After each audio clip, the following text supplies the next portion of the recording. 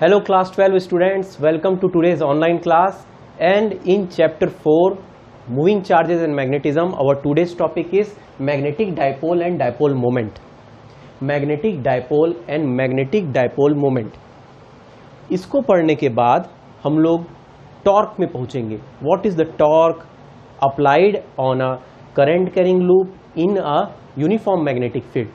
खैर वो तो बात की बात है. अभी हम लोग समझते हैं मैग्नेटिक डाइपोल क्या होता है.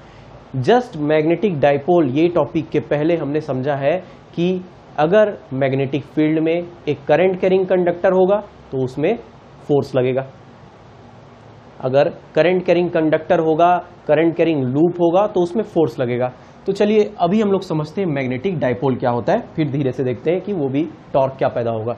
तो सबसे पहले मैग्नेटिक डाइपोल, ये डाइपोल और डाइपोल मोमेंट के बारे में हमने पहले ही कुछ पढ़ चुका है इलेक्ट्रोस्टैटिक में. अगर याद आ रहा है तो इलेक्ट्रोस्टैटिक याद नहीं आ रहा तो please go through that videos also. Electrostatic में हमने देखा था कि जब एक नेगेटिव चार्ज और कुछ दूर पर एक पॉजिटिव चार्ज है, दोनों के बीच की दूरी हमने मान रखी थी 2L है. एक सेंटर से, इन दोनों के बीच के डिस्टेंस के सेंटर से L दूरी है दोनों चार्जेस की, यानी टोटल 2L है. Equal and opposite charges are placed at a distance 2L, then a moment is created, then a dipole. ये कहलाएगा एक डाइपोल. डाइपोल दो पोल्स है, डाइपोल कहलाएगा ये, है ना. ये चार्ज के लिए था तो इसमें डाइपोल मोमेंट क्रिएट होता था. वो होता था Q इंटू 2L. ये डाइपोल मोमेंट क्रिएट होता था. इस डाइपोल मोमेंट का डायरेक्शन क्या होता था, नेगेटिव से पॉजिटिव की ओर, नेगेटिव चार्ज से पॉजिटिव चार्ज की ओर एक डाइपोल मोमेंट क्रिएट होता था. ये हम लोग इलेक्ट्रोस्टैटिक में देख चुका है. ये अभी के लिए कोई जरूरी नहीं है, but we will relate it with magnetic dipole and magnetic dipole moment. तो चलिए देखते हैं मैग्नेट में कैसा हो सकता है. मैग्नेट में कैसा हो सकता है ये मैग्नेट में बिल्कुल जैसे कि पॉजिटिव चार्ज है, नेगेटिव चार्ज है, वैसे ही कुछ नॉर्थ एंड साउथ पोल होते हैं एक मैग्नेट के. नॉर्थ एंड साउथ पोल होते हैं एक मैग्नेट के, और ये नॉर्थ एंड साउथ पोल के बीच में मैग्नेटिक फील्ड होती है, मैग्नेटिक फील्ड लाइंस होती है. ठीक, तो यहां भी हम बोलेंगे मैग्नेटिक मोमेंट बन सकता है, मैग्नेटिक डाइपोल मोमेंट बन सकता है. ये हो गया डाइपोल, ये हो गया मैग्नेटिक डाइपोल. दो पोल्स हैं एक मैग्नेट के, सेंटर से इसकी दूरी ले लेते हैं. मान लीजिए ये L दूरी है एक पोल की और L दूरी है दूसरे पोल की. अब एक ये जो स्टोरी है, ये जो कहानी चल रही है, ये हम लोग 5th चैप्टर में वैसे तो पढ़ने वाले हैं कि पोल स्ट्रेंथ क्या होता है. पोल स्ट्रेंथ, जैसे कि यहाँ पे Q चार्ज की वैल्यू होती है ना, वैसे ही ये पोल स्ट्रेंथ की वैल्यू होती है. स्मॉल m से डिनोट करेंगे हम लोग इसको बाद में पढ़ेंगे, हम लोग इसको बाद में पढ़ने वाले हैं, हम लोग इसको 5th चैप्टर में पढ़ने वाले हैं. ये m कहलाता है पोल स्ट्रेंथ. ठीक, इसके पोल की स्ट्रेंथ, ये जो नॉर्थ पोल है तो नॉर्थ पोल का स्ट्रेंथ, साउथ पोल है साउथ पोल का स्ट्रेंथ. ठीक, अब ये साउथ पोल और नॉर्थ पोल के स्ट्रेंथ को हम लोग इस प्रकार से डिनोट करते हैं.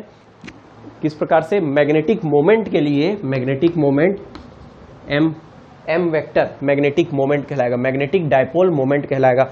मैग्नेटिक डाइपोल मोमेंट हो जाएगा m into 2L, m into 2L. और इस मैग्नेटिक डाइपोल मोमेंट का डायरेक्शन होने वाला है साउथ से नॉर्थ, साउथ से नॉर्थ. ये समझने वाली बात है. यहां ध्यान देने वाली बात यह है, नेगेटिव चार्ज से पॉजिटिव चार्ज की ओर था डाइपोल, हमारा इलेक्ट्रिक डाइपोल मोमेंट का डायरेक्शन. यहां पर साउथ से नॉर्थ की ओर होगा. इसका मतलब जिस प्रकार से नेगेटिव चार्ज हमारा बिहेव करता था ना, वैसा ही हमारे मैग्नेट का साउथ पोल बिहेव करने वाला है. ये एक रिलेशन समझना जरूरी है. तो क्या हो गया, दो फॉर्मूले. ये तो पुराना formula, this we already know, now this is it, this is the new formula. But ये चीज हम नहीं पढ़ रहे हैं, ये चीज अभी के लिए हमारे लिए नहीं, क्योंकि right now we are going through the chapter moving charges and magnetism. Moving charges and magnetism, हाँ हमें पढ़ना है मैग्नेटिक डाइपोल मोमेंट. ये हुआ मैग्नेटिक डाइपोल, ये हुआ मैग्नेटिक डाइपोल मोमेंट. मतलब अगर आपको कहीं भी दो पोल्स दिख रहे हैं, north pole south pole, positive charge negative charge, तो वो कहलाएगा डाइपोल। इलेक्ट्रोस्टैटिक में इलेक्ट्रिक डाइपोल, मैग्नेटिज्म में मैग्नेटिक डाइपोल। मैग्नेटिक जहां भी डाइपोल होगा तो एक मोमेंट क्रिएट होगा, उसमें मोमेंट क्रिएट होगा, वो हम लोग कैसे कैलकुलेट करेंगे? पोल स्ट्रेंथ, यहां के लिए pole strength into distance between the poles. Distance between the poles, centre से L दूरी S की साउथ पोल की, सेंटर से L दूरी नॉर्थ पोल की, इसलिए M इंटू 2L। अच्छा याद आ रहा है यहाँ पे क्या, यहाँ पे इसकी क्या यूनिट बनेगी, ये सब चीज हम लोग तब देखने वाले जब हम लोग मैग्नेटिज्म पढ़ेंगे। अभी हमको पढ़ना है magnetic dipole and dipole moment when we are going through moving charges and magnetism. So let us understand in the context of moving charges and magnetism.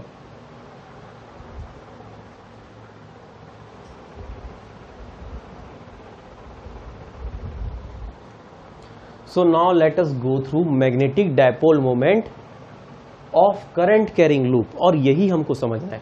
Actually हमने तो आइडिया लिया कि मैग्नेटिक डाइपोल मोमेंट होता क्या है, उसके बारे में हम लोग 5th चैप्टर में अलग से पढ़ेंगे, but right now current carrying loop की बात करते हैं और उसमें जानेंगे कि मैग्नेटिक डाइपोल मोमेंट कितना क्रिएट होता है। तो करंट कैरिंग लूप बनाते हैं। सबसे पहले ये है हमारा करंट कैरिंग लूप, ये है हमारा एक लूप, ये है एक लूप। लूप मतलब एक क्लोज्ड लूप जिसमें करंट फ्लो हो सके। So let us take it as current is flowing like this, ऐसा घूम रहा है। ये एक सर्कुलर लूप है। हम कहां से देख रहे हैं इसको? साइड व्यू देख रहे हैं, हम इसको साइड से देख रहे हैं। ओके, अगर मैं इसे यहां से देखूं, यहां से देखूं, ये एक सर्कल ऐसा बन रहा है, यहां पे एक सर्कल यूं है, ठीक है। करंट कैसा फ्लो हो रहा? ऐसा फ्लो हो रहा। मैं जब करंट को देख रहा हूं और घड़ी की दिशा को देखता हूं तो मुझे एंटी क्लॉकवाइज दिख रहा है अभी करंट घूमता हुआ। एंटी क्लॉकवाइज, घड़ी की उल्टी दिशा में, घड़ी की उल्टी दिशा में मुझे करंट फ्लो होता दिख रहा है। मान लो करंट फ्लो हो रहा है आई करंट फ्लो हो रहा मान लेता हूं मैं, ठीक। तो अभी तक तो हमने ये समझ लिया है कि अगर किसी लूप में करंट फ्लो हो रहा तो उसमें किस प्रकार का मैग्नेटिक फील्ड डेवलप होगा, हमने पहले ही देखा था। चलो देखते हैं, इधर पहुंचते हैं। ये हो रहा है एंटी क्लॉकवाइज घूम रहा है करंट। चलो मैं घुमाता हूं एंटी क्लॉकवाइज डायरेक्शन में अपने हाथ को। अंगूठा किधर दिख रहा? अंगूठा किधर दिख रहा? मेरी तरफ आता हुआ दिख रहा, मेरी तरफ आता हुआ दिख रहा। इसका मतलब मेरी तरफ यूं करंट आएगा, सॉरी यूं मैग्नेटिक फील्ड आएगी, ऐसी आएगी मैग्नेटिक फील्ड, ऐसी आएगी मैग्नेटिक फील्ड। अगर यहां से देखूं एंटी क्लॉकवाइज घूम रहा करंट और मेरी तरफ मैग्नेटिक फील्ड आ रही है, ये है मैग्नेटिक फील्ड। ये मान लो मैग्नेटिक फील्ड है बी, ये मैग्नेटिक फील्ड है बी। उसकी वैल्यू, डायरेक्शन क्या है? Out of the plane. Right now it is from this side to this side, okay, क्योंकि हम साइड से देख रहे हैं। अभी जो हमने डायग्राम बनाया उसमें साइड से दिख रहा है, आई करंट फ्लो हो रहा। ये बात तो हमको पता था, लूप में करंट फ्लो। मगर ये जो है ना, ये मैग्नेटिक फील्ड सीधी बीच में एक्सिस में, असल में मैग्नेटिक फील्ड तो पूरी फैली हुई है भाई, यूं कुछ इस तरीके से ऐसी जाती है, ऐसी जाती है भाई मैग्नेटिक फील्ड एक्सिस में। इस लूप के एक्सिस में वो सीधी दिखेगी, बाकी जगह यूं मुड़ती हुई दिखेगी, यूं मुड़ती हुई दिखेगी इधर से। मगर डायरेक्शन सबका ऐसा रहेगा, ऐसा रहेगा, ऐसा रहेगा। और यहां पर हमने 10th में एक चीज पढ़ी थी, 10th में हमने एक चीज पढ़ी थी, अगर कहीं पर हम लोग एक लूप देखते हैं, कहीं पर एक लूप देखते हैं, कहीं पर करंट को गोल घूमता हुआ देखते हैं और वो एंटी क्लॉकवाइज डायरेक्शन में घूम रहा, एंटी क्लॉकवाइज डायरेक्शन में घूम रहा, तो वो कहलाएगा, वो साइड कहलाएगा, वो साइड कहलाएगा, वो साइड क्या कहलाएगा? वो साइड कहलाने वाला है नॉर्थ पोल। नॉर्थ पोल यानी कि यहां पे पोल बनने वाले हैं, मतलब ये जो करंट कैरिंग लूप है ये क्या बनाएगा? एक मैग्नेट की तरह बिहेव करेगा। यानी कि current carrying loop behaves like a magnet. अरे मैग्नेट के साउथ पोल नॉर्थ पोल होते हैं, बिल्कुल उसी प्रकार से इस करंट कैरिंग लूप का भी साउथ पोल और नॉर्थ पोल होगा। तो ये हो गया नॉर्थ पोल। देखो यहां से एंटी क्लॉकवाइज घूम रहा, करंट बाहर आ रहा, सॉरी मैग्नेटिक फील्ड बाहर आ रही, मेरे पास आ रही, तो ये हो गया नॉर्थ पोल, ये हो गया नॉर्थ पोल। और ऑब्वियस सी बात है अपोजिट में क्या हो जाएगा, अपोजिट हो जाएगा साउथ पोल। ठीक, अभी ये समझने की बात, चलो इसी को समझते हैं हम एक मैग्नेट के थ्रू। एक मैग्नेट में जब नॉर्थ और साउथ पोल होते हैं जी, नॉर्थ एंड साउथ पोल होते हैं, क्या जाना है हमने कि मैग्नेटिक फील्ड जो होती है एक मैग्नेट के आसपास वो नॉर्थ से साउथ की ओर होती है, नॉर्थ से निकलती है और साउथ में चली जाती है, साउथ पोल में चली जाती है एक मैग्नेट के, ये बात हम जानते हैं। मगर एक और बात थी कि inside the magnet it is from south to north, inside the magnet it is from south to north. याद आ रही है वाली बात, magnetic field inside a magnet is from south to north, that's why it is a closed loop, then only we can say it is a closed loop। तो बिल्कुल yes, बिल्कुल magnet की तरह काम कर रहा है ये करंट कैरिंग लूप। मैग्नेट का अगर डाइपोल हो सकता है, देखो पोल है, दो डाइपोल है, इधर भी पोल बन गए नॉर्थ एंड साउथ, तो अगर डाइपोल है तो डाइपोल मोमेंट भी होगा। और हम लोग अभी पढ़ रहे हैं मूविंग चार्जेस एंड मैग्नेटिज्म, मतलब हम लोग करंट कैरिंग लूप के कारण मैग्नेटिक डाइपोल मोमेंट निकालना चाहते हैं। तो ये देखा गया है, ये अब ऑब्जर्व किया। अच्छा, नॉर्थ पोल हुआ, हमने यहां से देखा करंट फ्लो हो रहा एंटी क्लॉकवाइज, नॉर्थ पोल हो गया। एंटी क्लॉकवाइज देखो, एंटी क्लॉकवाइज घड़ी की उल्टी दिशा में घूम रहा। अब देखो एक और बात, मैं यहां से देखता हूं इसे, ओ मैं यहां से देखता हूं इसे, ये मुझे करंट फ्लो होता है यूं दिख रहा, देखो ये करंट ऐसा फ्लो होते दिख रहा, अरे इधर से यूं दिख रहा, ऐसा घूम रहा, तो ये घूम रहा, ये घूम रहा, ये घूम रहा, ये घूम रहा, देखो क्लॉकवाइज दिखेगा मुझे, क्लॉकवाइज दिखेगा। हाँ, तो जहां से क्लॉकवाइज दिख रहा आप समझ लो क्या है, साउथ पोल। क्लॉकवाइज दिख रहा है मुझे, वो तरफ हो गया, वो साइड हो गई मेरे लिए साउथ पोल, तो ये साउथ बन जाएगा। और इधर से मुझे साउथ पोल दिख रहा है, यूं दिख रहा, ठीक है। अब तो ये बात हो गई, ये मैग्नेट जैसा बिहेव कर रहा। मैग्नेट में दो पोल्स होते हैं, इसमें भी दो पोल्स है, डाइपोल है, हाँ डाइपोल है, डाइपोल मोमेंट यहां था, डाइपोल मोमेंट यहां भी होगा। मगर यहां तो मैग्नेटिक पोल स्ट्रेंथ तो है ही नहीं। सर पोल स्ट्रेंथ क्या है, कोई बात नहीं, पोल स्ट्रेंथ क्या है वो हम 5th चैप्टर में पढ़ेंगे, मगर अभी के लिए समझ लो डाइपोल मोमेंट तो होता है। ठीक, तो डाइपोल मोमेंट निकालने के लिए मैग्नेटिक डाइपोल मोमेंट, इसको मिटाया जाए। मैग्नेटिक डाइपोल मोमेंट निकालने के लिए, मैग्नेटिक डाइपोल मोमेंट निकालने के लिए हमें एक फॉर्मूला मिलता है कि vector m is equal to I into A, I into A. ये a क्या है यहां पे, ये a है area of the loop, current carrying loop या लूप बोलो, ठीक है। यस, बट एक इंपॉर्टेंट बात, ये एरिया जो है ये एरिया वेक्टर है, ये एरिया वेक्टर है, मतलब इस एरिया के नॉर्मल, जैसे यहां पे एक लूप है, ये रहा इसका लूप, ये रहा इसका लूप, तो इसका जो लूप का नॉर्मल वेक्टर होगा, जो डायरेक्शन दिखाएगा इसके एरिया का। सर एरिया का कोई डायरेक्शन कहां होता है, वो तो स्केलर क्वांटिटी है। नो, एरिया के हमने डायरेक्शन के बारे में 11th में बात की थी। एरिया के डायरेक्शन के बारे में हमने उसके डायरेक्शन को शो करने के लिए एक यूनिट वेक्टर लिया था, एक यूनिट वेक्टर लिया था, और वो उसमें मिलकर उसका डायरेक्शन क्या होता था, नॉर्मल टू द एरिया होता था।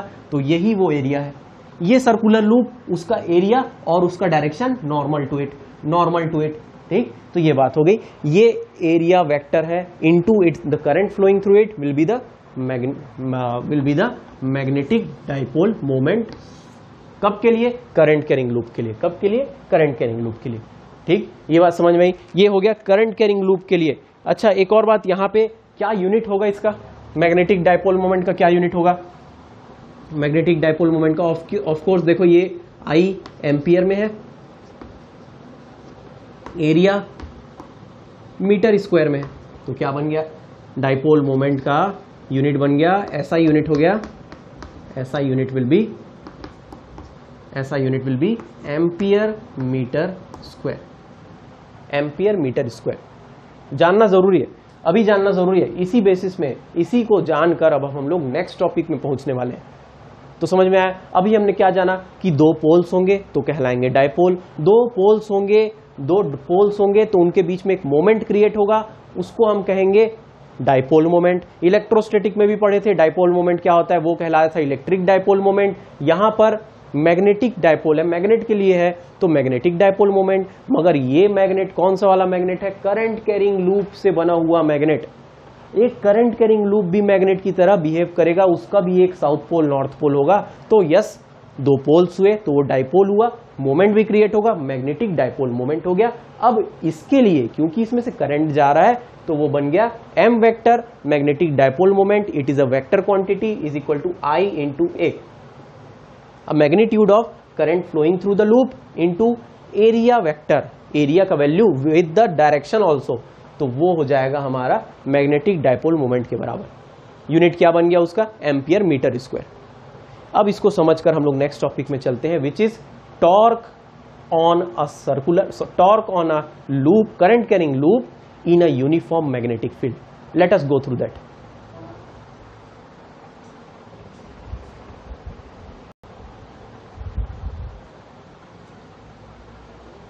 So before we start to know about the torque on a current carrying loop in a uniform magnetic field, हम लोग समझते हैं एक न्यूमेरिकल को, वो रिलेटेड है मैग्नेटिक डाइपोल मोमेंट से रिलेटेड। सो देखो ये क्वेश्चन क्या पूछ रहा, calculate the magnetic dipole moment of current carrying loop in which current following is 2 ampere. The circular loop, अब ये सर्कुलर है ना, लूप जो है वो सर्कुलर है, of radius 7 metre is lying on X Y plane. अच्छा एक्स वाई प्लेन की बात करें, चलो कोई बात नहीं, हम प्लेन बना लेते हैं। ये है हमारा प्लेन, ये हो गया एक्स वाई, ठीक। एक्स वाई प्लेन में ये लूप है, एक्स वाई प्लेन में लूप है, इसका रेडियस बताया भाई, रेडियस है इसका 7 मीटर, 7 मीटर का रेडियस है। करंट फ्लो हो रहा, करंट फ्लो हो रहा, करंट फ्लो हो रहा। अच्छा ये डायग्राम के थ्रू दिया हुआ है, मान लो ये डायग्राम के थ्रू इसमें दिया है कि करंट फ्लो हो रहा, कैसा हो रहा, current is flowing like anti clockwise from here, यूं हो रहा current. This question is given with the diagram, so घबराने की बात नहीं, कैसा दिया हुआ है। चल अब बोला एक्स वाई प्लेन में ये एक लूप है, सर्कुलर लूप, 7 मीटर का रेडियस है, ऐसा करंट फ्लो हो रहा, ये आई करंट फ्लो हो रहा जो कि 2 एम्पियर के बराबर है। अब पूछता है कि मैग्नेटिक डाइपोल मोमेंट बताओ, तो क्या दिया है देखते हैं। गिवन में दिया हुआ है सबसे पहले कि I is equal to 2 ampere. दूसरी चीज radius R is equal to 7 metre. पता क्या करना है, टू फाइंड, पता करिए magnetic dipole moment, magnetic dipole moment calculate करिए। अभी हमने जाना कि V नोट एट, अभी हमने जाना कि मैग्नेटिक डाइपोल मोमेंट होता है m vector is equal to I into a vector. एक काम करते हैं, अभी की बात, अभी हम लोग पहले इसका मैग्नीट्यूड निकाल लेते हैं, बस डायरेक्शन की बात बाद में करेंगे, अभी इसकी मैग्नीट्यूड निकाल लेते हैं। तो m is equal to I into A, घबराने की बात नहीं, क्या है, m is equal to 2 ampere current की वैल्यू इंटू एरिया की बात, सर्कुलर है तो पाई आर स्क्वायर, आर क्या है रेडियस, एरिया हो गया पाई आर स्क्वायर। कोई नई बात नहीं, मैग्नेटिक डाइपोल मोमेंट अब हो जाएगा पाई इंटू 7 का स्क्वायर, 7 का स्क्वायर। चलिए अब अच्छी बात यह है कि 2 इंटू 22/7 इंटू 7 इंटू 7 ऐसा लिख सकता हूं मैं। अरे हाँ, पाई की वैल्यू 22/7, एक 7 कैंसल, तो मीट हमारा मैग्नेटिक डाइपोल मोमेंट हो गया 2 into 22 into 7, 22 into 2 44, 44 into 7, 44 into 7 28 two 308 ampere metre square magnitude, ये हमारा मैग्नीट्यूड हुआ। अब चलो डायरेक्शन की बात करते हैं। डायरेक्शन भी कोई घबराने की बात नहीं, करंट कैसा फ्लो हो रहा, करंट कैसा फ्लो हो रहा, ऐसा हो रहा है सर, ऐसा हो रहा है, तो ये जो साइड है ये बाहर निकलता हुआ मैग्नेटिक फील्ड आ रहा है, बाहर निकलता हुआ मैग्नेटिक फील्ड आ रहा है, मैग्नेटिक फील्ड बाहर आ रहा है, मतलब नॉर्थ हमारे तरफ है, साउथ पीछे है, लूप के पीछे साउथ पोल, लूप के आगे नॉर्थ पोल। अरे हाँ, समझ आया क्या? नहीं समझ आया? मैंने क्या बोला? देखिए मैग्नेटिक फील्ड कैसा बनेगा। हम करंट के डायरेक्शन में हाथ को मूव करेंगे, अंगूठा किधर जा रहा? मैग्नेटिक फील्ड बाहर निकल रही है। मैग्नेटिक फील्ड बाहर निकल रही मतलब नॉर्थ पोल हमारे तरफ है, साउथ पोल लूप के पीछे है ना। और डायरेक्शन ऑफ मैग्नेटिक डाइपोल कहाँ होता है? साउथ से नॉर्थ, साउथ से नॉर्थ, साउथ से नॉर्थ। बहुत अच्छी बात है। तो साउथ से नॉर्थ का डायरेक्शन हम क्या दिखाएंगे? सर साउथ से नॉर्थ का डायरेक्शन आप क्या दिखा सकते हैं? साउथ से नॉर्थ का direction of course x Y plane में अगर ये है तो जेड एक्सिस के पैरेलल, जेड एक्सिस के पैरेलल। तो जेड एक्सिस के पैरेलल ले लो, no problem. Sir z axis के पैरेलल ऐसा कुछ होगा, निकलता हुआ, बाहर की तरफ निकलता हुआ, ये होगा हमारा मैग्नेटिक डाइपोल का डायरेक्शन। जेड एक्सिस के पैरेलल आप कौन सा यूनिट वेक्टर लेंगे? आई जे के 3 यूनिट वेक्टर होते हैं। आई होता है एक्स एक्सिस में, जे होता है वाई एक्सिस में, के होता है जेड एक्सिस में। तो यानी कि अच्छा अलग से लिख देता हूं, यानी कि हमारा आंसर बन जाएगा m vector is equal to 308 k cap vector में साथ में एम्पियर मीटर स्क्वायर। क्या ये बात समझ में आई? कैसे पता चला मैग्नेटिक डाइपोल मोमेंट का डायरेक्शन? चलो, मैग्नेटिक डाइपोल मोमेंट का डायरेक्शन होता है साउथ से नॉर्थ की तरफ, साउथ से नॉर्थ की तरफ। ये सर्कुलर लूप है, सर्कुलर लूप में मैग्नेटिक डाइपोल बनेगा, डाइपोल बनेगा, नॉर्थ साउथ बनेगा। किधर बनेगा? चलो देखते हैं। ये करंट के डायरेक्शन में घुमाया, बाहर की तरफ निकल रहा है मैग्नेटिक फील्ड, जिधर निकल रहा है मैग्नेटिक फील्ड वो नॉर्थ पोल हो गया सर्कुलर लूप के लिए, और जहां से आ रहा है वो साउथ पोल हो गया। यानी कि हमारी तरफ नॉर्थ पोल, लूप के उस पार साउथ पोल। तो बाहर निकलता हुआ, बाहर निकल रहा है इस स्क्रीन से, सॉरी इस ग्रीन बोर्ड से, यानी कि जेड एक्सिस के पैरेलल। ये देखो जेड एक्सिस के पैरेलल कौन सी यूनिट वेक्टर? के कैप यूनिट वेक्टर। हमारा आंसर हो गया मैग्नीट्यूड 308 पता कर लिए, डायरेक्शन हमने अपने राइट हैंड पाम रूल से पता कर लिया, यूनिट भी ampere metre square. So this is it. ऐसा कुछ सॉल्व करेंगे। ये तो जनरल से एक क्वेश्चन था, मान लो कभी पता करना पड़े, वैसे अकेले कभी पूछता नहीं है। In case if it is asked then it is so, but ये पूछना पड़ेगा, ये जानना पड़ेगा जब हम लोग टॉर्क पढ़ेंगे। तो चलिए टॉर्क पे पहुंचते हैं अब।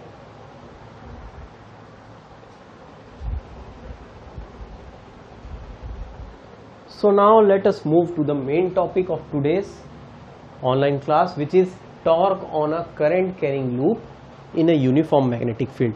Uniform magnetic field क्या बनती है? Uniform magnetic field होती है एक ऐसी magnetic field जो parallel to each other है, parallel to each other है,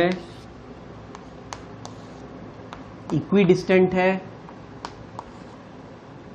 और हर जगह उसकी वैल्यू सेम है, हर जगह उसकी वैल्यू सेम है। ये पूरे एरिया में यूनिफॉर्म मैग्नेटिक फील्ड है। इस पूरे एरिया में हम मान लेते हैं यूनिफॉर्म मैग्नेटिक फील्ड है। ऐसी कुछ जगह, हर जगह मैग्नेटिक फील्ड की वैल्यू बी है, हर जगह इस मैग्नेटिक फील्ड की वैल्यू बी है। क्रॉस लगाया हूं मतलब अंदर की ओर जा रही। क्या डायरेक्शन है? बाहर से अंदर की ओर। इसके बीच में मैंने एक लूप को रखा। सर ये लूप कैसे हुआ? ये तो सर्कुलर नहीं, सर्कुलर हो चाहे रेक्टेंगुलर हो या स्क्वायर हो, क्लोज्ड लूप है, करंट घूम रहा है उसमें, करंट कैरिंग लूप बोलूंगा उसको। चलो मान लेता हूं इसमें करंट फ्लो हो रहा है कुछ ऐसा, नाम दिया जाए, चलो दे देते हैं A B C D. Current flow हो रहा ए बी सी डी ए, ऐसे में फ्लो हो रहा लूप में, ए से चालू हो रहा, बी में, ए में वापस आ रहा, current carrying loop. Okay, now see what we have to do. अब हम लोग देखते हैं कि मैग्नेटिक फील्ड है, बी मैग्नेटिक फील्ड है, और एक करंट कैरिंग लूप है, करंट कैरिंग लूप है। तो करंट कैरिंग लूप एक मैग्नेटिक फील्ड में रखा जाएगा। तो ऑफ कोर्स हम ये जानते हैं कि करंट कैरिंग लूप तो क्या, एक कंडक्टर, करंट कैरिंग कंडक्टर को मैग्नेटिक फील्ड में रखते हैं तो उसमें एक फोर्स लगने लगता है। देखी थी वाली बात हमने समझी थी पहले ही, इसके पहले वाली क्लास में समझे थे। मैग्नेटिक फील्ड है, यूनिफॉर्म मैग्नेटिक फील्ड में कंडक्टर को रख दिए, यूनिफॉर्म रहे चाहे नॉन यूनिफॉर्म रहे, मैग्नेटिक फील्ड में हमने करंट कैरिंग कंडक्टर को रखा तो उसमें फोर्स लगने लगेगा, वो फोर्स लगने लगेगा। एक एक करके देखते हैं कैसा फोर्स होगा। चलो देखते हैं। सबसे पहले ए बी साइड को देखते हैं। ए बी साइड में मैग्नेटिक फील्ड का हाँ कौन सा, फ्लेमिंग्स क्या यूज करेंगे, Fleming's left hand rule, Fleming's left hand rule use करेंगे हम। चलो फ्लेमिंग्स लेफ्ट हैंड रूल में पहली उंगली मैग्नेटिक फील्ड के डायरेक्शन में रखो, अंदर जा रही है सर, बिल्कुल सही अंदर जा रही है मैग्नेटिक फील्ड के डायरेक्शन में। करंट का डायरेक्शन देखो ए बी के लिए सर इधर जा रहा, ऐसे जा रहा, चलो रख दिया, ऐसा जा रहा, अंगूठे को उठाओ, ये जिस डायरेक्शन में अंगूठा दिख रहा है सब परपेंडिकुलर एक दूसरे के, अभी देखो चलो। अच्छा मैग्नेटिक फील्ड क्या इसके परपेंडिकुलर है, हाँ जी है, देखो अंदर जा रही और करंट कैसा जा रहा, यूं जा रहा, ऐसा जा रहा, ऐसा जा रहा, तो फोर्स कैसा लगेगा यहाँ पे, ऊपर के डायरेक्शन में। मान लो वो है F1 है, वैल्यू देखेंगे बाद में। फिर BC के लिए देखते हैं, मैग्नेटिक फील्ड अंदर, करंट नीचे जा रहा, फोर्स कैसा, इस तरफ सर, बिल्कुल सही, F2 बोल देता हूं मैं उसको। DC के लिए मैग्नेटिक फील्ड अंदर, करंट जा रहा C से D, फोर्स कैसा नीचे, फोर्स कैसा नीचे, F3 बोल देता हूं इसको। D से A, DA में देखना, मैग्नेटिक फील्ड अंदर की ओर, करंट जा रहा ऊपर की ओर, अंगूठा किधर, F4, ये हो गया F4। ये चारों फोर्स लग रहे हैं, ये चारों फोर्स लग रहे हैं। दिख कैसे रहा, एक्चुअली ना ये कैसा है, अभी जो इसकी पोजीशन है वो कुछ इस प्रकार से है, वो कुछ इस प्रकार से हम क्या बोल सकते हैं इसको, ये समझ लो मैं यहाँ पे टॉप व्यू बना रहा हूँ इसका, टॉप व्यू बना रहा हूँ इसका। तो मैं ऊपर से देख रहा हूँ है ना, मैं इसी चीज को यहां से देखूंगा तो कैसा दिखेगा, मैग्नेटिक फील्ड मुझे अंदर जाती हुई दिख रही है, यहाँ ऊपर से देख रहा हूं अब मैं, तो मेरे को मैग्नेटिक फील्ड ऐसी दिख रही है। अरे इमेजिन कर सक रहे हैं क्या आप, इमेजिन करना है। देखो अभी तो मैं इसको यहां से देख रहा हूं, अगर मैं इसी चीज को यहां पे ऊपर से देखूं इसको, तो मैग्नेटिक फील्ड मुझे ऐसी जाती हुई दिख रही है, चलो ऊपर से देख रहा हूं ऐसी जा रही है, और यहां पर रखा हुआ है हमारा current carrying loop, current carrying loop रखा हुआ है, current carrying loop.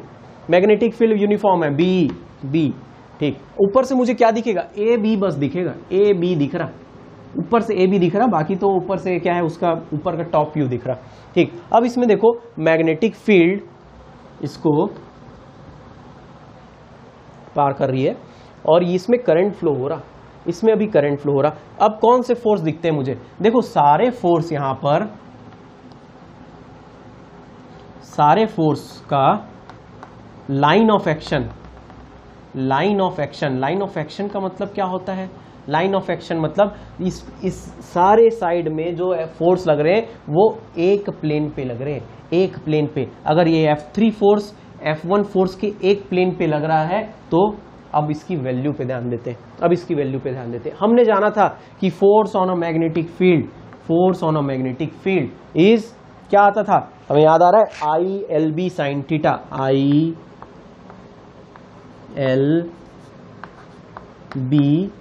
Sign theta, जिसमें से ये जो थीटा था ना, theta was the angle between length and the magnetic field. तो length of the wire and the magnetic field के बीच का एंगल, तो यहां पे देखो, यहां पे देखो, ये देखो, ये है हमारा लेंथ और ये है मैग्नेटिक फील्ड, दोनों के बीच में कितना एंगल, 90 डिग्री। तो चलो साइन 90, यहाँ 90 रख सकता हूं, और हर जगह है भाई, हर जगह है, हर जगह है। मैग्नेटिक फील्ड तो इसको पार करते हुए जा रही, अंदर जा रही, तो BC के लिए भी 90 डिग्री होगा, CD के लिए भी 90 डिग्री होगा। अरे हाँ भाई देखो 90 डिग्री, ये current carrying loop, magnetic field अंदर, ये करंट कैरिंग लूप में करंट जा रहा और मैग्नेटिक फील्ड अंदर 90 डिग्री, इधर में भी देखो 90 डिग्री, इधर में भी देखो, इधर में भी देखो 90 डिग्री, 90 डिग्री हर जगह। तो साइन 90 की वैल्यू 1 हो गई सर, तो 1 इंटू करके मैं हटा दिया, IBL की आएगी हर बार।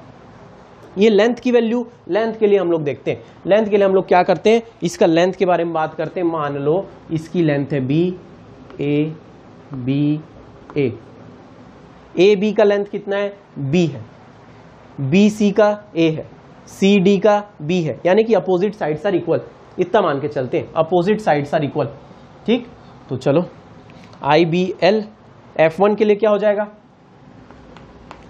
IL के जगह B लिख दूं, IB कैपिटल B, ठीक। F2 क्या हो जाएगा, F2 हो जाएगा कैपिटल A के साथ, sorry small a, a capital B, 90 degree ना, साइन 90 हट गया। F3 क्या हो जाएगा, I small b capital B. F4 क्या हो जाएगा, आई ए कैपिटल बी। ठीक ठीक, I a capital B, I a capital B. अच्छा, अब एक समझने की बात हम लोग देखते हैं, यहां पे देखिएगा ये वाला F1 फोर्स F3 फोर्स के बराबर भी है और सेम प्लेन में है। अब सोचो, अब जस्ट इमेजिन, ये है अपना कोई बुक लिया जाए, एनसीईआरटी बुक लेते हैं। ये है हमारा सर्कुलर लूप, ठीक है। करंट ऐसा फ्लो हो रहा है इसमें, ऐसा फ्लो हो रहा करंट इसमें, ऐसा करंट फ्लो हो रहा, बिल्कुल ठीक। अब ये यूं रखा हुआ, यहां से भी F1 खींच रहा, यहां से F3 खींच रहा। F1 और F3 दोनों बराबर है और एक ही प्लेन पे है, एक ही प्लेन ऑफ एक्शन पे है, एक ही लाइन ऑफ एक्शन के है, तो एक दूसरे को कैंसिल कर देंगे। अब इधर भी देखो, इधर भी F2 इधर और F4 इधर, वो भी बराबर है, सेम प्लेन पे है, तो सब फोर्स यहाँ पे एक दूसरे को कैंसिल कर देंगे। सारे फोर्स यहाँ पर एक दूसरे को कैंसिल कर देंगे और क्या बनेगा यहाँ पर बन जाएगा F net is equal to 0। समझने वाली बात है, F net is equal to 0। ठीक, टॉप व्यू में देखते हैं कि यहां पर तो हमको ऊपर से दिखेगा कि एक फोर्स ऐसा निकल रहा F1 और इसके नीचे अंदर जाता हुआ F3, इस तरफ जाता हुआ F2 और इस तरफ जाता हुआ F4। सारे कैंसिल हो जाने, ठीक, यानी कि F नेट 0 हो जाएगा। F नेट 0 हो कब रहा है, F नेट 0 तभी हो रहा है जब एक कंडीशन बन रही है।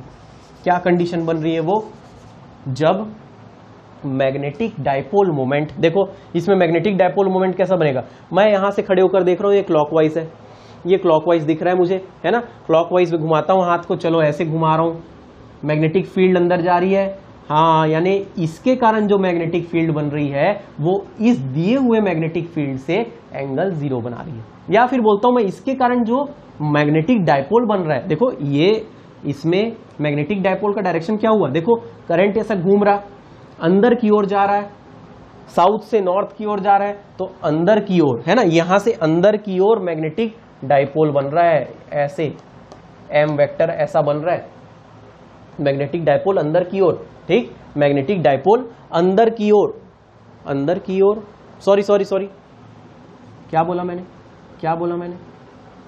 मैग्नेटिक डाइपोल यहां पर बन रहा है, कैसा बन रहा है, magnetic dipole is, yes it is inside, yes, कैसे, देखो अंदर की ओर, है ना, अंदर की ओर। देखो करंट लूप ऐसे जा रहा, डायरेक्शन क्या होता है, उसी डायरेक्शन में जिस तरफ हमारा अंगूठा जा रहा है, उसी डायरेक्शन में डाइपोल का भी डायरेक्शन होता है। यहां पे दिखाऊं तो ये है हमारा मैग्नेटिक डाइपोल मोमेंट का डायरेक्शन, मैग्नेटिक डाइपोल मोमेंट का डायरेक्शन और हमारे मैग्नेटिक फील्ड का डायरेक्शन, दोनों के बीच में क्या एंगल बन रहा है। तो पहला चीज यहां पर हमें ध्यान देखना है, angle between vector B and vector M is 0 degree. ठीक, angle between vector B and vector M is 0 degree. देखो दोनों एक दूसरे के पैरेलल है, वेक्टर M भी, क्यों, देखो अरे भाई करंट कैसा फ्लो हो रहा, A से B C D A, है ना, क्लॉकवाइज मतलब हम लोग यहां से क्लॉकवाइज देख रहे हैं, इधर हो गया साउथ पोल और उस तरफ हो गया नॉर्थ पोल, अंदर से बाहर, सॉरी बाहर से अंदर, इसीलिए क्रॉस लगाया मैंने, ये हो गया मैग्नेटिक फील्ड, मैग्नेटिक डाइपोल का डायरेक्शन। तो पैरेलल हो गए एक दूसरे के और 0 डिग्री बोलूंगा मैं उसे, angle between B and M is 0 degree. F net 0 है। अच्छा एक बात ध्यान देना, टॉर्क क्या होगा, टॉर्क होता क्या है, फोर्स इंटू परपेंडिकुलर डिस्टेंस,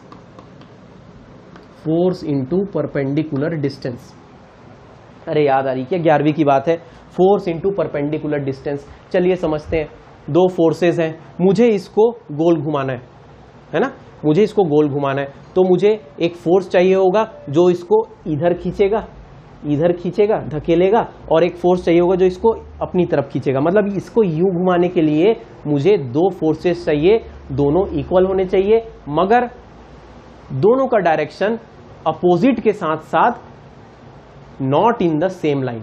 मतलब कि अभी देखो, अभी जो केस चल रहा है, ये फोर्स ऐसा खींच रहा है, ये फोर्स ऐसा खींच रहा है, दोनों बराबर है, मगर दोनों एक प्लेन पे काम कर रहे हैं, एक लाइन ऑफ एक्शन में काम कर रहे हैं, इसलिए दोनों कैंसिल हो गए। अगर यही फोर्स दोनों बराबर होने के बाद एक इधर धकेलता और एक इधर खींचता, तो ये चीज इधर में ऐसी मूव हो जाती। वही कहलाता टॉर्क, वही तो टॉर्क कहलाता, force perpendicular distance, force into perpendicular distance, तभी वो कहलाता। मगर अभी क्या कहला रहा है ये? अभी तो ये एफ नेट जीरो होने के कारण, साथ में ये जो फोर्स जीरो होने के कारण, और ये दोनों फोर्स एक्चुअली एफ नेट क्या है यहां पर, ये F1 F2 F3 को कैंसिल कर दिया और F2 F4 को कैंसिल कर दिया, बराबर भी है और सेम प्लेन में है, इसलिए टॉर्क के लिए कोई फोर्स नहीं मिल रहा। परपेंडिकुलर डिस्टेंस की क्या बात हुई, तो यहां पर टाउ नेट भी जीरो हो जाएगा, यहां पर नेट टॉर्क भी जीरो हो जाएगा। क्यों? क्योंकि सारे फोर्सेस एक दूसरे को कैंसिल कर दे रहे हैं, साथ ही कैंसिल करने के साथ एक ही लाइन ऑफ एक्शन में काम कर रहे हैं। कैंसिल तो कर ही रहे, साथ में एक ही लाइन ऑफ एक्शन में काम करके एक दूसरे को कैंसिल कर दे रहे हैं, F1 F3 को और F4 F2 को कैंसिल कर दे रहे हैं, equal and opposite and in the same line of action. तो अब क्या होगा, सेकंड केस हम लोग देखते हैं। सेकंड केस हम लोग देखते हैं कि जब ये angle between B and M is not zero, यानी कि कोई दूसरा एंगल हो, जैसे मान लो थीटा, तो let us see about theta. चलो इसके लिए डायग्राम को मैं चेंज करता हूं।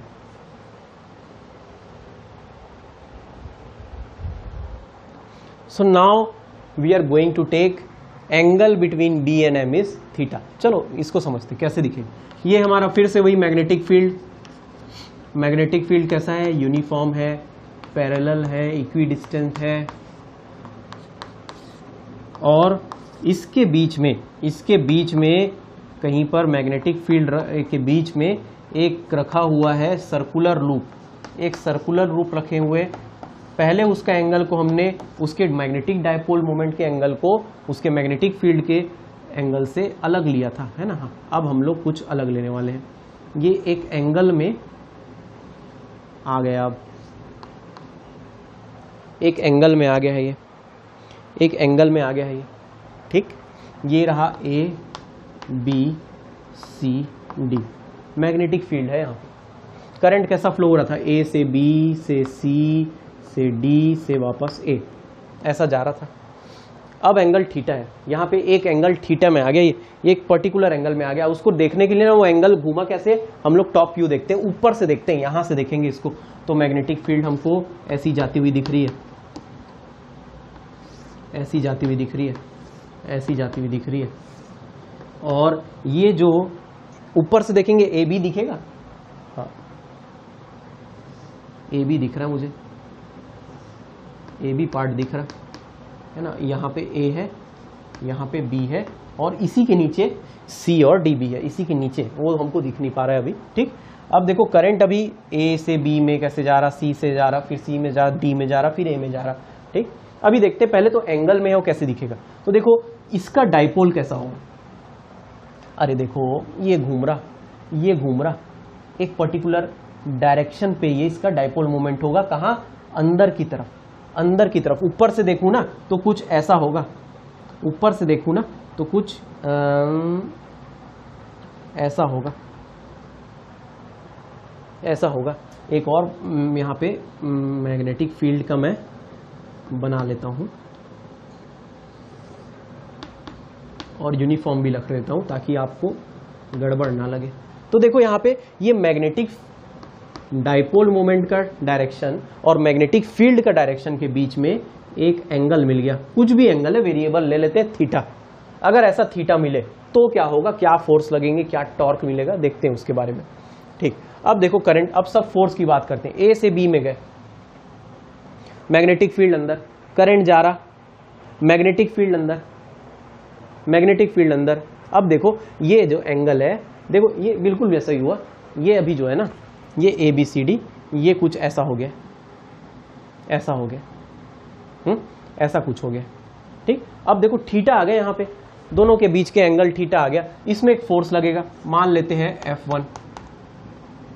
वो क्या होगा, I L B sine theta, अरे थीटा जो एंगल है दोनों के बीच का एंगल है, किसके बीच का?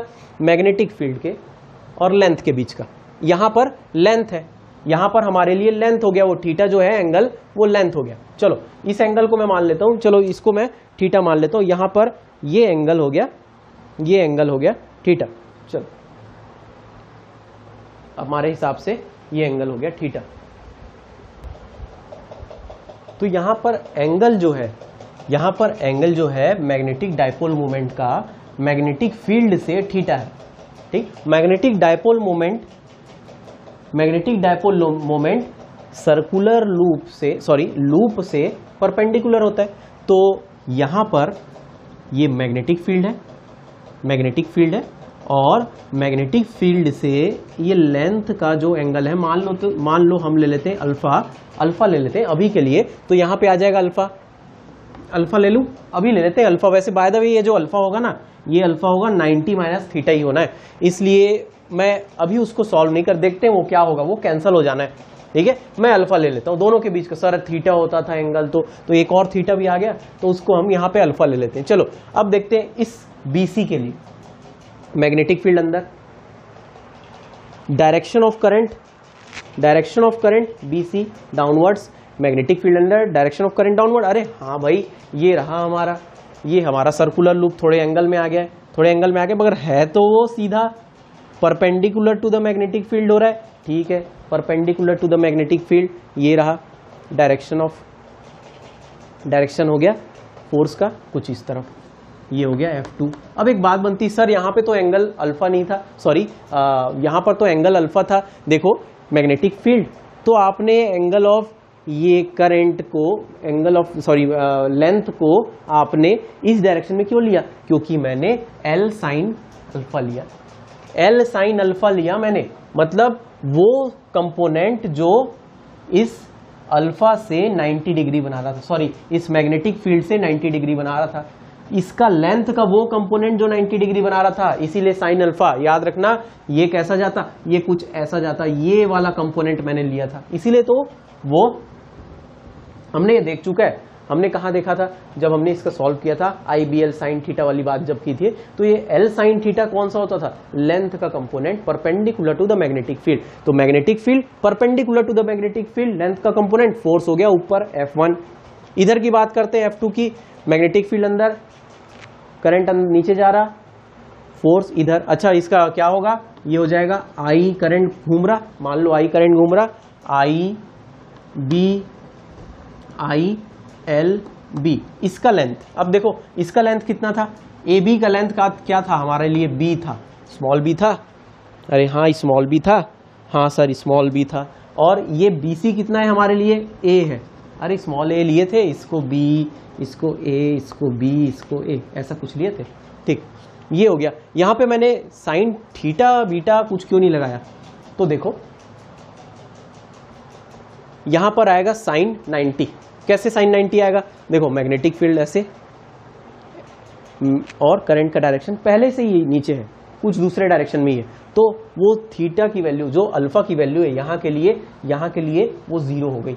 देखो ना, ये तो नीचे जा रहा, ये B से C नीचे जा रहा, तो जो चीज नीचे जा रही है, और ये मैग्नेटिक फील्ड यहाँ पे टॉप व्यू में मैग्नेटिक फील्ड ऐसा, और अंदर जा रहा है करंट 90 डिग्री बना, तो साइन 90 या साइन अल्फा 0 नहीं 1। ठीक, अब नीचे की बारी, यहां मैग्नेटिक फोर्स बन जाएगा F3, और ये होगा F3, ये होगा ILB साइन अल्फा के बराबर। अल्फा L क्या होगा यहाँ पे? B के बराबर।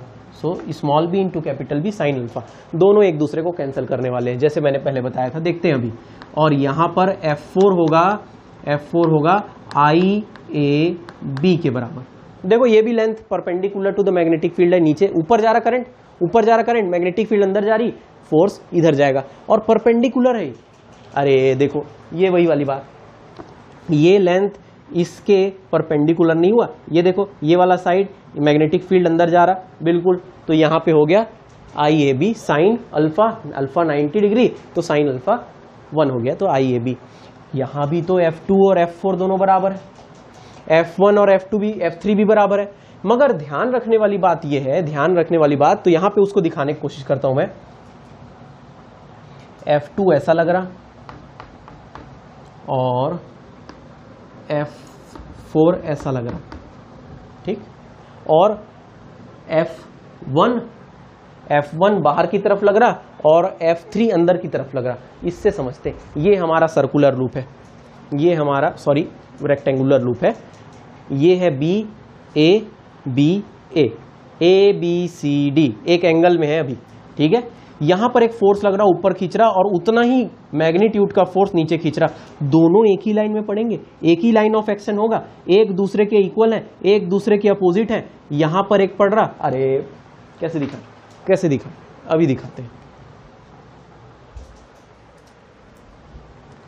एक फोर्स पड़ रहा है F1, एक फोर्स पड़ रहा है F1 ऐसा, और उसी के नीचे एक फोर्स पड़ रहा है F2। ये दोनों लाइन ऑफ एक्शन एक ही है, एक के इक्वल भी है, अपोजिट भी है, और एक ही लाइन में काम कर रहे हैं, तो एक दूसरे को कैंसिल कर देंगे। यानी कि F1 और F3 एक दूसरे को कैंसिल कर दिया। मैग्नीट्यूड भी बराबर है, मगर ध्यान दो F2 और F4 है तो बराबर, मगर काम कैसे कर रहा, ये कुछ ऐसे काम कर रहा, ये कुछ ऐसे काम कर रहा, ऐसा काम कर रहा, ऐसा काम कर रहा। एक दूसरे के पैरेलल है, एक लाइन ऑफ एक्शन में नहीं है, एक लाइन ऑफ एक्शन में नहीं है। देख लो, देख लो, एक लाइन ऑफ एक्शन में नहीं है, घुमाने की कोशिश कर रहे हैं। टॉर्क देंगे इसको, ये क्या पैदा करेंगे, यहाँ पे टॉर्क पैदा करेंगे। अरे हाँ बराबर हैं, एक दूसरे के बराबर, equal forces but equal and opposite forces but not in the same line of action. दोनों एक दूसरे को कैंसिल नहीं करेंगे बट टॉर्क पैदा कर लेंगे। क्या करेंगे, घुमाने की कोशिश कर देंगे। ये पहले ही से थीटा एंगल में है, तो अब क्या करेगा, ये इसमें एक फोर्स काम करने लगेगा, एक फोर्स काम करने लगेगा जो देखो कुछ ऐसा है, ऐसा दिख रहा है, ऐसा दिख रहा है, ऊपर से कुछ ऐसा दिख रहा है, ठीक, ऐसा दिख रहा है। ये क्या करेगा, घुमाना चाहेगा, घुमाना चाहेगा इसको, और अब हमें यहां पर टॉर्क मिलने वाला है। हम यहां लिख तो सकते हैं कि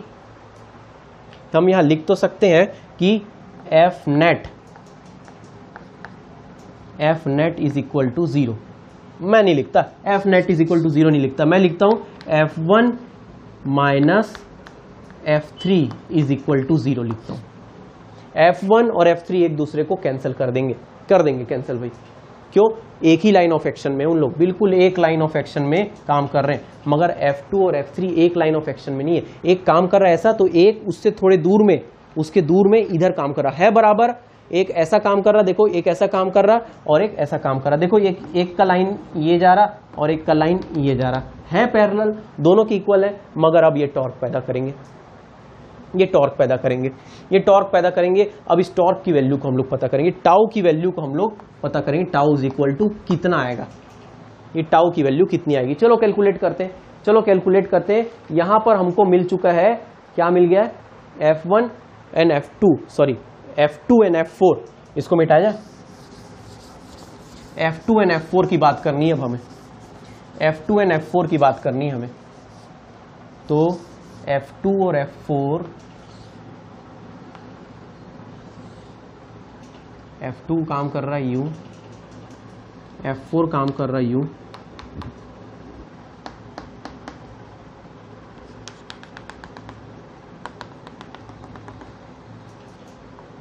ठीक, और हमें पता है कि torque is what, torque is equal to force into distance. कौन सा डिस्टेंस, परपेंडिकुलर डिस्टेंस। ठीक, तो ये दोनों फोर्सेस के बीच का परपेंडिकुलर डिस्टेंस मुझे पता करना है, ये पता करना है मुझे, ये परपेंडिकुलर डिस्टेंस मुझे चाहिए।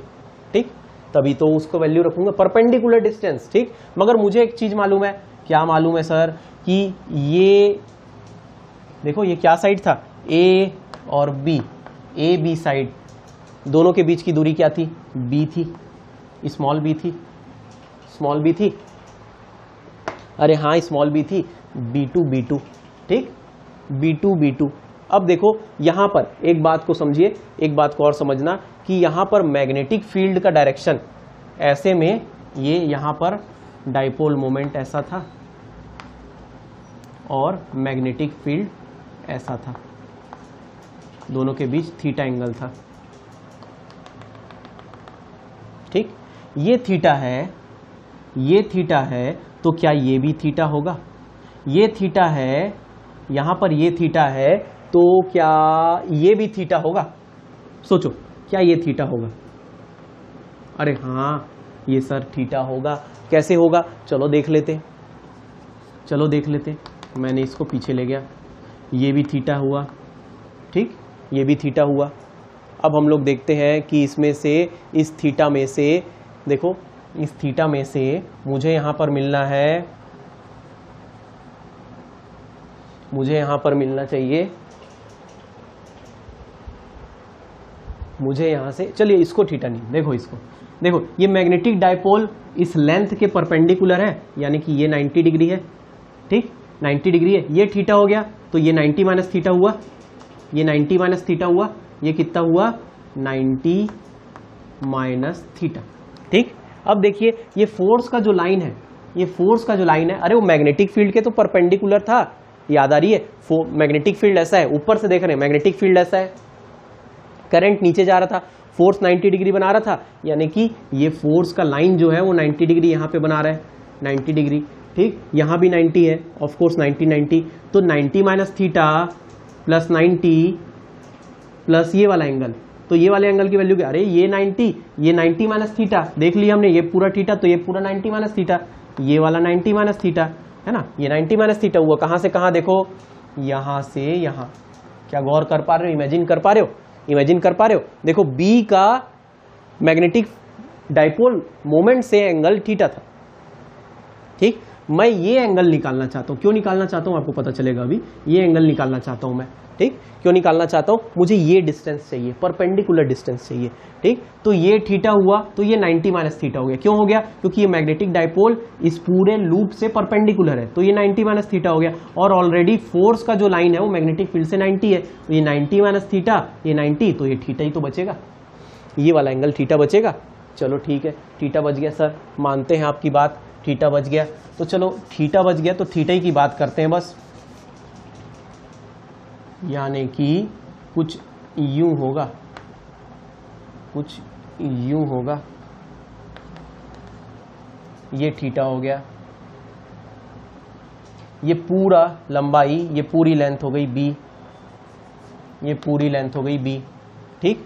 हमें पता करना है, हमें पता करना है परपेंडिकुलर डिस्टेंस, तो मैं ऐसे देखता हूं इसको, ठीक है, ऐसे देखता हूं, तो मुझे perpendicular upon hypotenuse, perpendicular upon hypotenuse, ये डिस्टेंस क्या मिल रहा है? देखो साइन थीटा, ये थीटा का साइन लूंगा तो परपेंडिकुलर अपॉन हाइपोटेनस आ रहा है, परपेंडिकुलर है ये, परपेंडिकुलर डिस्टेंस है ना, ये P हो गया हमारा परपेंडिकुलर डिस्टेंस, ये P, और हाइपोटेनस है B, B length of the, sorry width of the loop, तो इसके हिसाब से P क्या मिल जाएगा मुझे?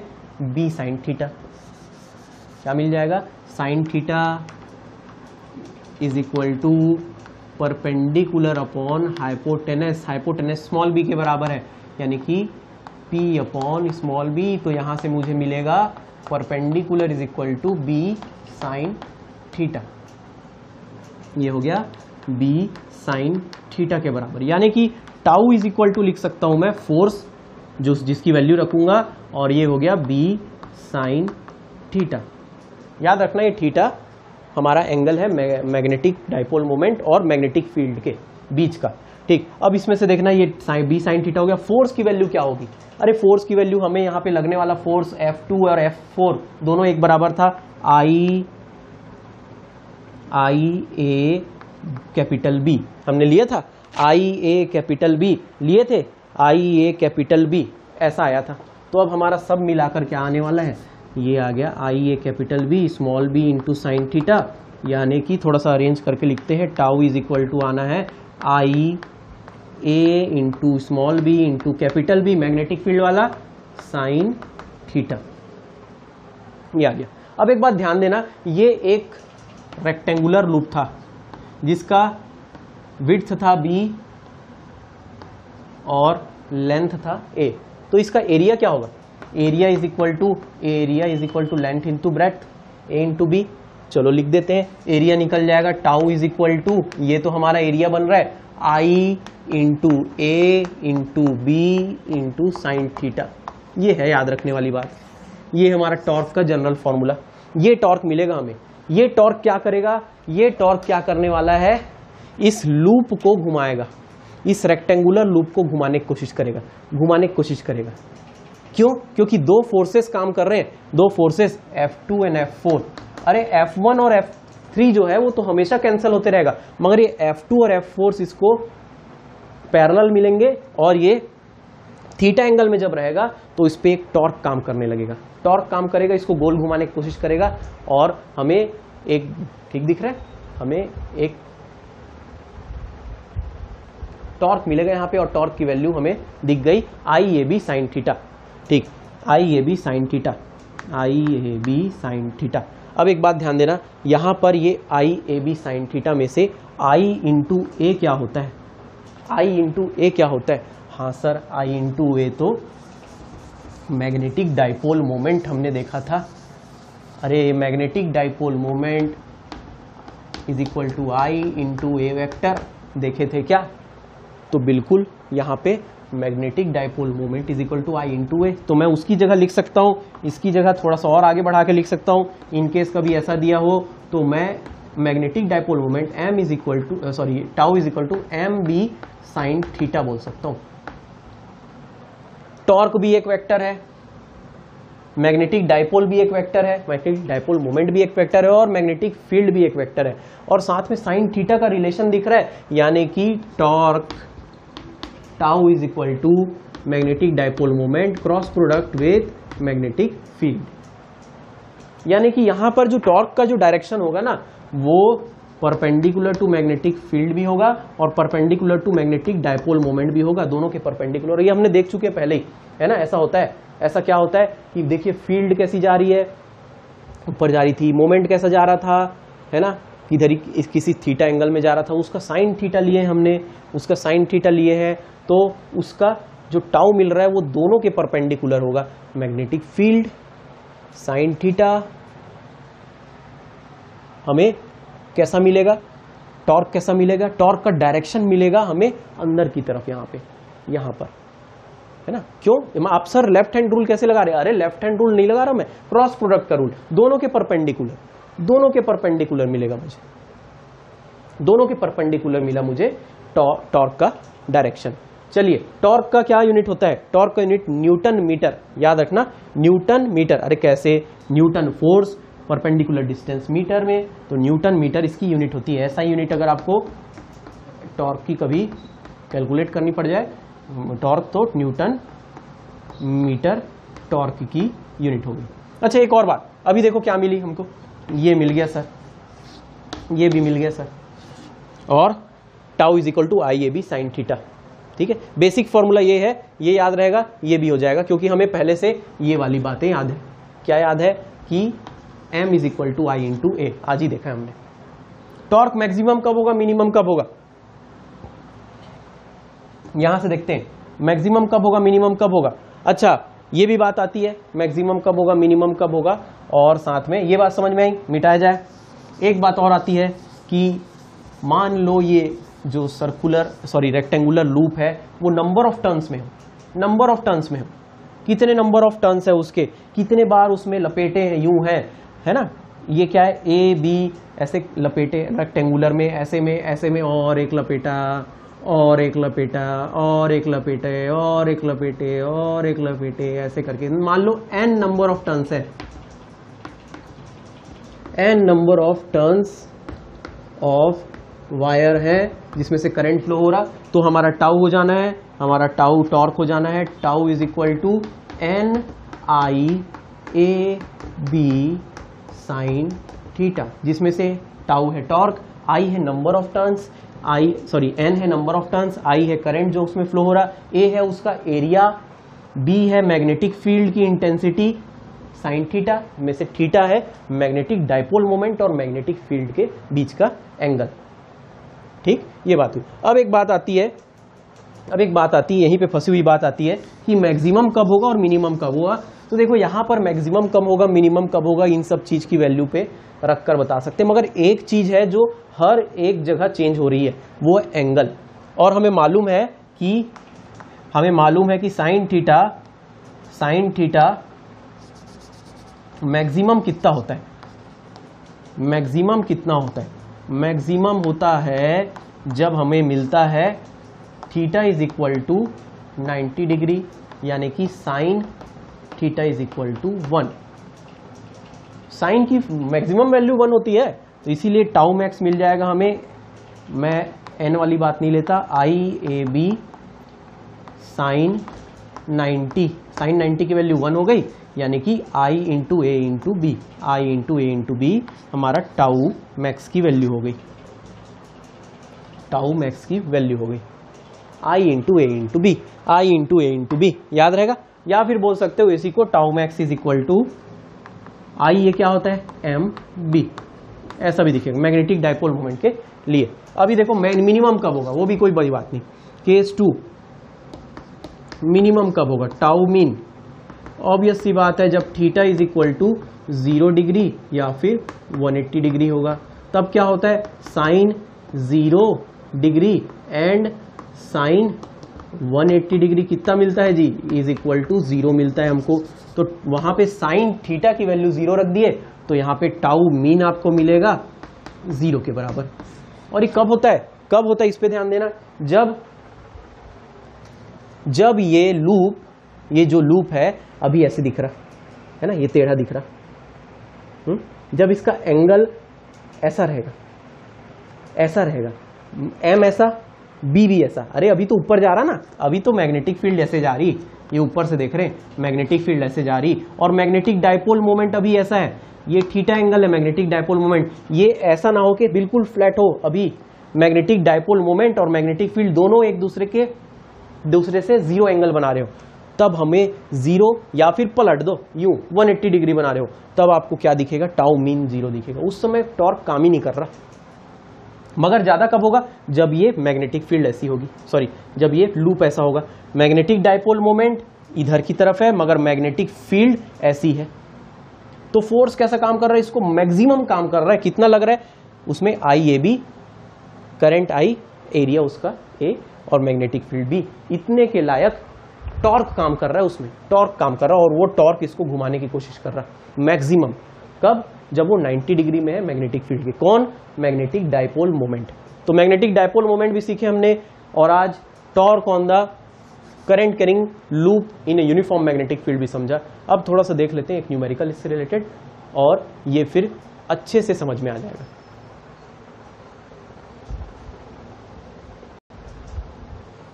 चलिए देखते हैं क्वेश्चन न्यूमेरिकल, और ये पूछ रहा है कि the maximum torque acting on a coil of effective area 0.04 metre square is 4 × 10⁻⁻8 newton metre.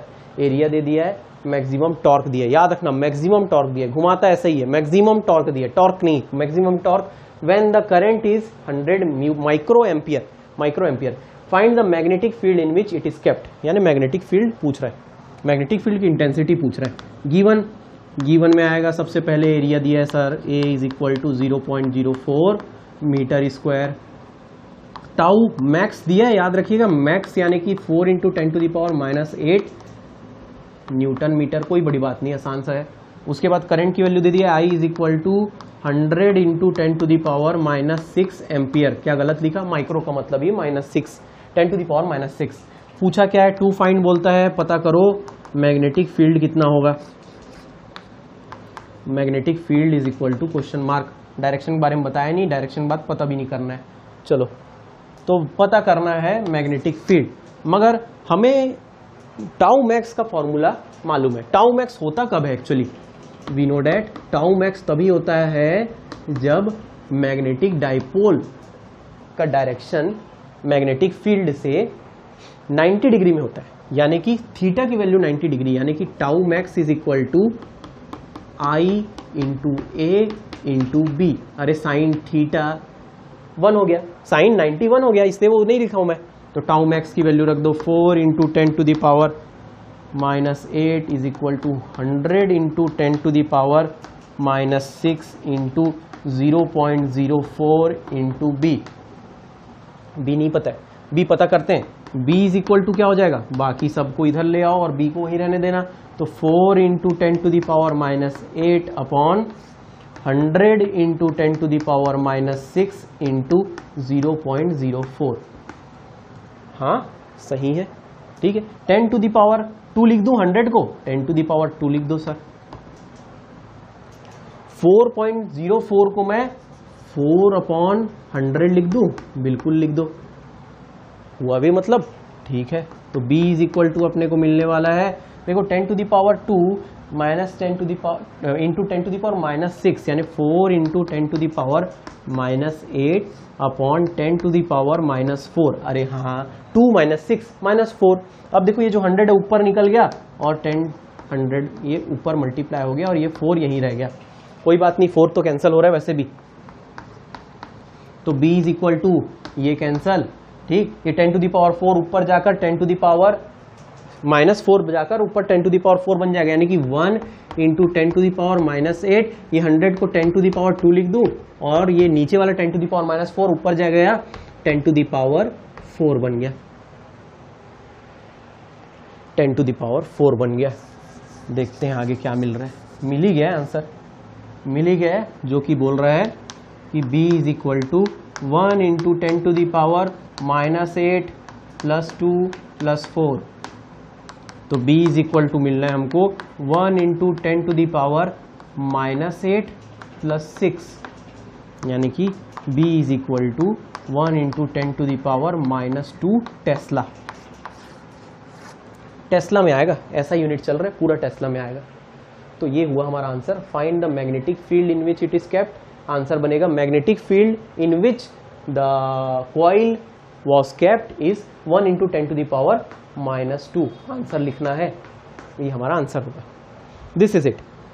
इस प्रकार से डेरिवेशन भी समझ में आया, फॉर्मूला भी समझ में आया, मैग्नेटिक डाइपोल मोमेंट क्या होता है ये भी समझ में आया, डाइपोल क्या होता है वो भी समझ में आया। अच्छा एक और बात यहाँ पे थोड़ी सी जो रिलेट करके देता है हमारे एनसीईआरटी में, जो कि उतनी समझने के लिए है, बस समझने के लिए कि डाइपोल मोमेंट क्या होता था, डाइपोल मोमेंट क्या होता था, और यहाँ पर इलेक्ट्रिक डाइपोल होता था, यहाँ पे मैग्नेटिक डाइपोल है।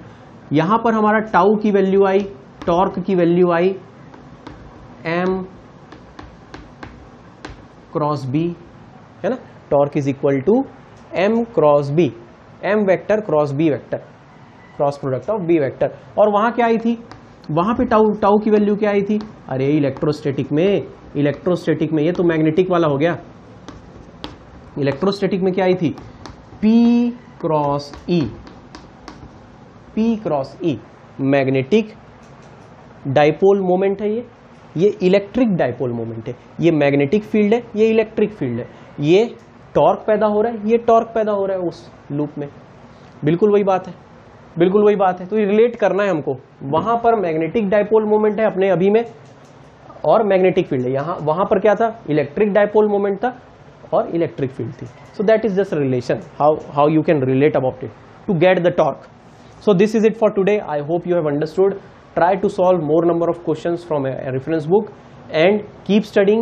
Have a nice day.